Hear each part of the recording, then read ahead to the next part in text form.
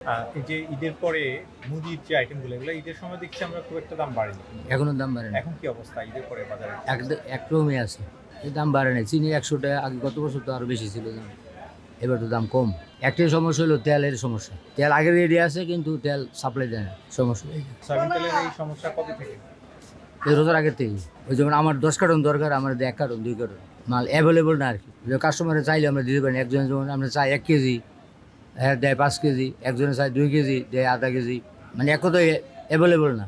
এরা বলতেছে আমরা তো আর কোম্পানির সাথে যোগাযোগ নেই, আমরা হলো ডিলারের সাথে, প্রত্যেকটা এরিয়া একটা ডিলার থাকে, তো ডিলারে মালটা পাইলে না আমাদের দিব। ডিলারে করতেছে আমাদের দরকার হলো 1000 কার্টন, আমাদের দেয় 100 কার্টন। 100 কার্টন সব দোকানে একটু একটু করে দিয়ে শেষ করি। লাস্টে দেওয়া রোজার ঈদের 1 সপ্তাহ আগে থেকে টোটালে বন্ধ, কোনো কোম্পানি তেল দেয় না, তেল ব্যস্ত করেনি আমরা।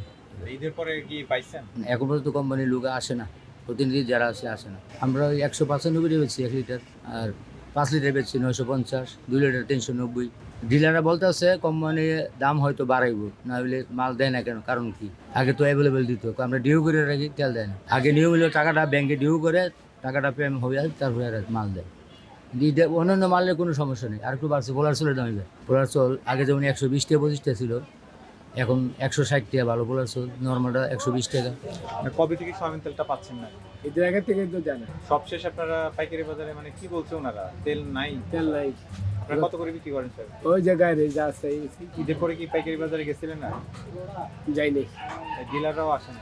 আসেনি। তেল দেয় না, তারা গেলাম কি দেখে পাবো। আমি তো বাজার টানি না গিয়া, ডিলাররা এসারে অর্ডার কাটে দিয়া যায়, মানে এসারে অর্ডার কাটে না, দেওয়া যায় না।